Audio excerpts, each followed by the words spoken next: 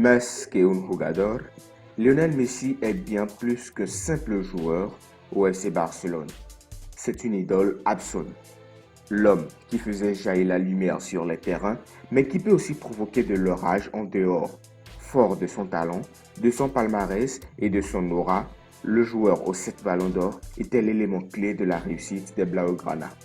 Et en tant qu'ancien joueur du FC Barcelone, Léo Messi a vu plusieurs entraîneurs passer à la tête de son club. Plusieurs parmi eux n'ont pas réussi à créer le feeling qu'il fallait avec la Pulga. Cela a entraîné de gros clashs en interne. Voici deux entraîneurs qui n'ont pas pu créer un véritable lien avec Messi, ce qui a conduit à un clash, puis à leur départ par ricochet. Numéro 1, Luis Enrique, le gros clash malgré les trophées. C'est le coach qui a connu le plus de soucis avec Lionel Messi. C'est peu dire que Luis Enrique a eu des rapports tendus avec la superstar lors de son passage à la tête du Barça entre 2014 et 2017. Malgré la domination de la MSN Messi, Suarez, Neymar et le sacre en Ligue des Champions en 2015, le coach et son meilleur joueur n'ont jamais vraiment été sur la même longueur d'onde et avec leurs deux gros caractères, le ciel catalan a fini par s'assombrir. En 2015, Luis Enrique et Messi se sont même sérieusement accrochés. C'était le retour des vacances et voilà d'un coup, pour une faute non sifflée sur Léo, il a disons pété un câble. Ça a frictionné, ils se sont même dit les choses. Expliquera sur RMC Jérémy Mathieu, alors au FC Barcelone. La discussion musclée se poursuivra dans le vestiaire et débouchera sur un véritable clash. Josep Maria Bartomeu et les dirigeants du Barça trancheront à la faveur de leur numéro 10 et Enrique sera gentiment invité à laisser son joueur tranquille. Jusqu'à son départ en 2017, le coach espagnol entretiendra une relation quasi inexistante avec Messi.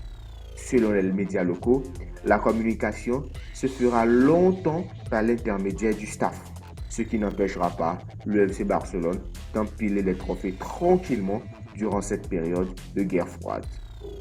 Et c'était clairement visible sur le terrain que lorsque Enrique voulait faire passer des consignes à Messi, il le faisait par l'intermédiaire d'autres joueurs comme Luis Suarez qui était très proche de Messi à cette époque. Numéro 2, Guardiola, des trophées, peu de complicité. Entraîner le Barça, cela consiste principalement à rendre heureux Léo Messi.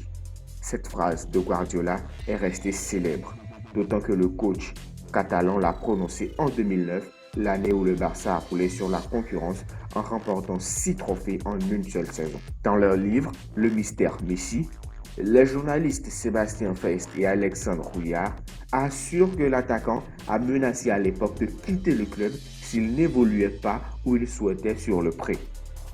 Pas satisfaisant par le recrutement de l'encombrant Zlatan Ibrahimovic, il aurait même réclamé son départ à Guardiola par texto et l'aurait donc obtenu.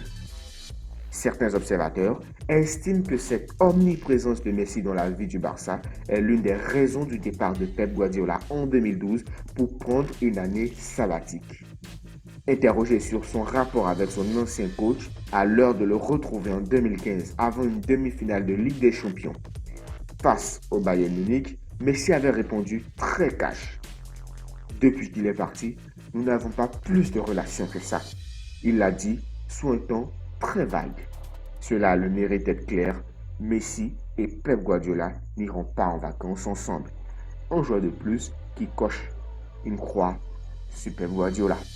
Alors, dites-nous, aurons-nous oublié d'autres entraîneurs avec qui Messi n'aurait pas eu un feeling? Dites-le nous dans les commentaires. N'hésitez pas à vous abonner, à liker, commenter, partager. Et sur ce les gars, ciao.